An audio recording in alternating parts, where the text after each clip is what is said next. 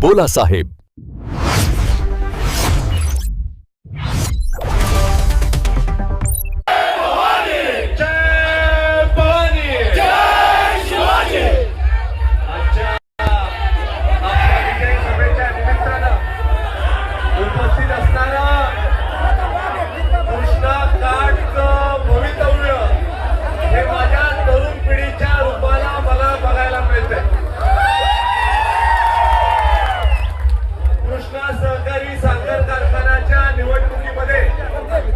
मोठ्या मताधिक्यानं आदरणीय सुरेश बाबांच्या नेतृत्वाखाली जयवंतराव भोसले सहकार पॅनलला निवडून देण्याचं मोठं काम माझ्या सगळ्या कार्यकर्त्यांनी केलेलं आहे. हा विजय 100% तुम्हाला सगळ्यांना अर्पण आहे.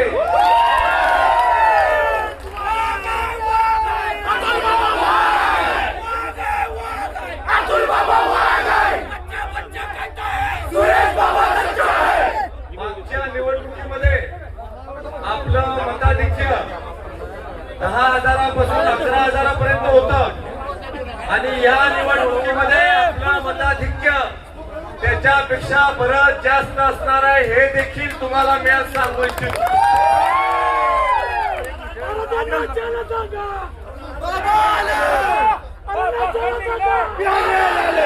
आपल्या वार्डमध्ये कृष्णा सहकारी साखर कारखान्याची स्थापना 71 वर्षापूर्वी केली. कृष्णा सहकारी साखर कारखाना हा 100% समाजाच्या मालकीचा आहे. कृष्णा सहकारी साखर कारखाना हा तुमच्या वाडवडिलांनी केलेला आहे. कृष्णा सहकारी साखर कारखान्यावर अधिकार फक्त या मायबाप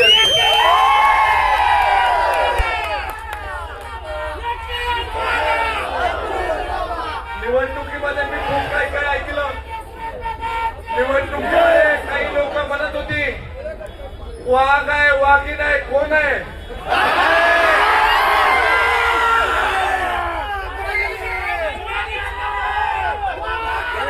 वाघाचं कातड हंतरून तुम्ही वाघ वाघाचं काहीच लागतं.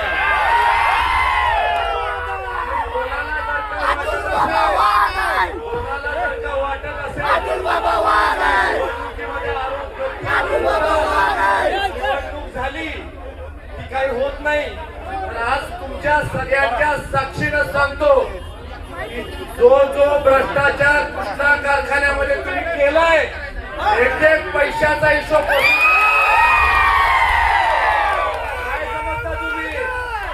कृष्णा सहकारी साखर कारखान्यामध्ये बाहेरचा सगळा विषय घेऊन बाहेरच्या लोकांचा पाठिंबा घेऊन तुम्ही राजकारण आणू पाहताय. कृष्णा सहकारी साखर कारखाना हा कृष्णा काठच्या मायबाप जनतेचा आहे. तिथं राजकारण आणायचं तुम्ही काम नव्हतं. लोकांचा पाठिंबा घेऊन राजकारण आणि कोणाला घेऊन प्रचार करत होता तुम्ही. हे कारखान्याचे सभासद नाही अशा लोकांना घेऊन प्रचार करत होता. तुम्हाला कारखान्याच्या सभासदाला घेऊन तुम्हाला प्रचार करायला कोणी थांबवलं होतं. तो सभासद नाही तो आमची माप काढतोय. ठीक आहे माझी काढली तर काही फिकीर नाही. आदरणीय सुरेश बाबांवर बोलावं स्वर्गीय जयवंतराव अप्पांवर बोलावं.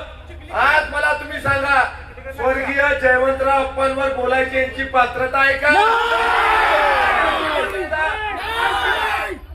काय दिले तुम्ही उधळले काय केलं तुम्ही 5 वर्षामध्ये आणि तुम्हाला काय वाटलं कृष्णा कारखान्याच्या कार्यक्षेत्रातली जनता या जनतेला काही कळत नाही असं वाटत होतं का तुम्हाला. 120 किलो साखर द्यायला निघाला होता 120 किलो साखर खोटं बोलत होता. निवडणुकीच्या तोंडावर रोपं फुकट देतो साखर देतो खत देतो आणि येणारच नाही सत्य तर देणार. खऱ्या अर्थानं या आजच्या विजयी सभेच्या निमित्तानं मी स्वर्गीय जयवंतराव अप्पांच्या विचाराला स्मरून स्वर्गीय यशवंतराव मोहिते भाऊंच्या विचाराला स्मरून आदरणीय सुरेश बाबांच्या नेतृत्वाखाली एकच घोषणा करू इच्छितो की येणाऱ्या काळामध्ये माझं तन मन धन माझ्या तरुण पिढीसाठी माझ्या आयुष्यामध्ये माझ्या तरुण पिढीसाठी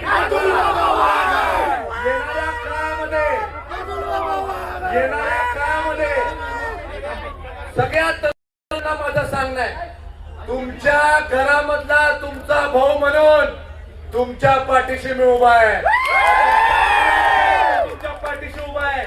आणि कधीही असं वाटून घेऊ नका की तुम्ही एकटे आहे. मी तुमच्या पाठीशी आहे. काही पण असू दे, हिमालयाच्या टोकापासून कन्याकुमारी पर्यंत काही पण तुम्हाला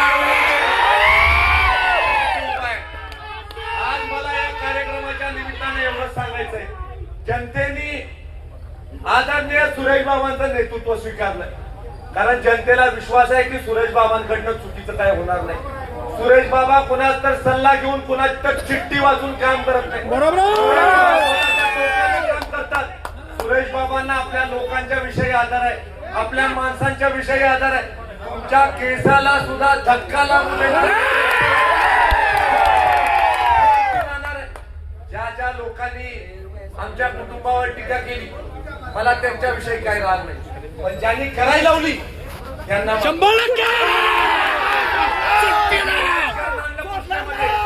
माफी नाही. कशाला तुम्ही अट्टास केला? किती मतं पडली तुम्हाला? काय झाली तुमची परिस्थिती? मोठ्या मोठ्या वल्गना करत होता. तुम्हाला काय वाटलं?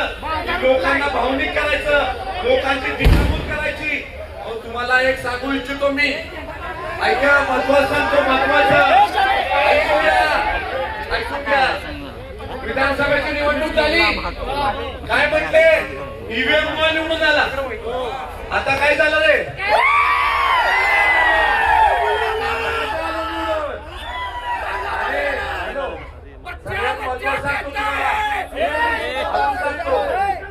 रात्री 2:30 वाजतापासून 5 वाजेपर्यंत कोण तिथं पूजा करत बसलं होतं याची नावं पण तुम्हाला झालं का? पूजा करून काय पडलं?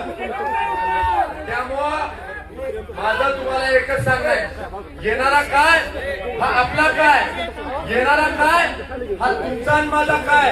आणि या कृष्णा परिवाराचे मालक फक्त माझी मायबाप जनता एवढं या कार्यक्रमाच्या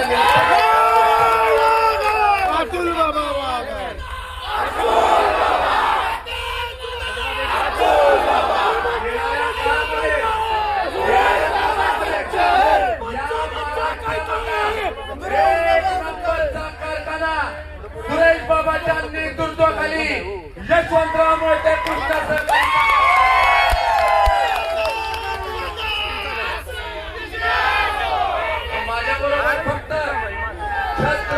शिवाजी महाराजांची घोषणा सगळ्यांनी जोरात द्यायची.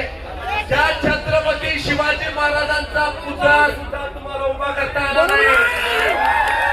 त्या छत्रपती शिवाजी महाराजांना आपण आराध्य दैवत मानतो. ज्या छत्रपती शिवाजी महाराजांचा मोठाच्या मोठा भव्य दिव्य पुतळा आपले नेते आदरणीय देवेंद्रजी फडणवीस साहेबांच्या आणि सुरेश बाबांच्या हस्ते आपण मागच्या काळात उभा केला. त्यांच्या नावाचा जयघोष आपण करूया. छत्रपती शिवाजी महाराज के बोला साहेब.